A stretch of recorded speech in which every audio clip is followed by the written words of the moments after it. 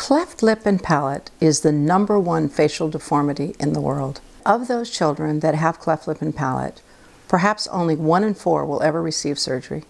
Almost none will have speech therapy, and many will have very debilitating hearing impairments. Most will not be schooled or educated, most will not get gainful employment, and many die young. Beyond surgery for cleft palate, it is a multidisciplinary need.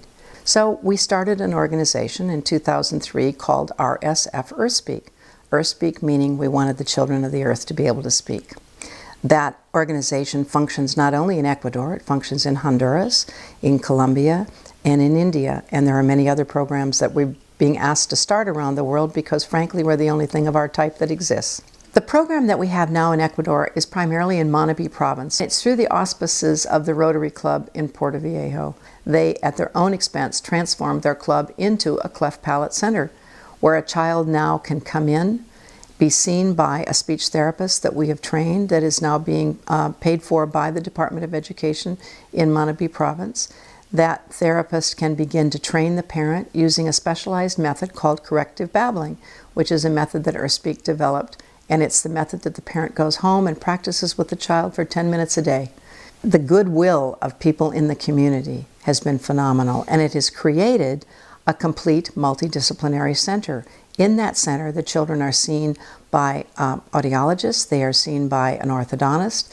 Orthodontia and dentition is now available to them. This has been unheard of in most countries, and it is a complete and total package that has been done in a rural area with the people helping themselves and with our training simply being spread just as if it were a giant candle, and other candles come and light from it and light and light and light. The only thing we ask in return is that any parent that has been trained or any teacher that has been trained will pass that training on when they run into the next child that needs this. One of the many examples that we can give you here in Ecuador is a young man named Jose David. Jose's mother came to one of our very first speech camps. And when we call them speech camps, what we do is EarthSpeak pays to transport, educate, and feed up to 40 parents and 40 children in what we call week-long camps, where they come in and they spend the entire day being trained in how to become speech trainers for their own children. And during the camp, he worked, but he was very reluctant. Head down a lot, feeling bad about himself. The mother went home and attempted to work with him, and it simply would not work. Jose David was too embarrassed about his speech and to be able to work effectively with his mother. However, when we came back and trained teachers that could work with him, Jose David began to work with one of those teachers, and within less than 6 months, his speech cleared.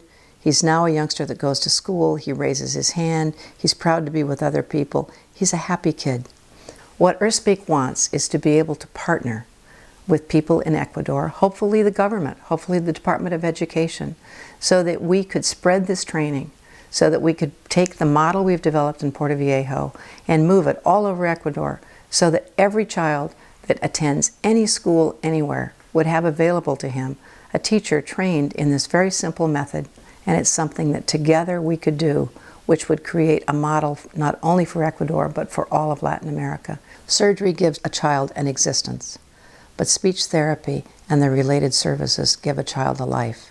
So for very little money, a lot of goodwill, and simply training, education training, planting seeds, these children can live very, very normal lives.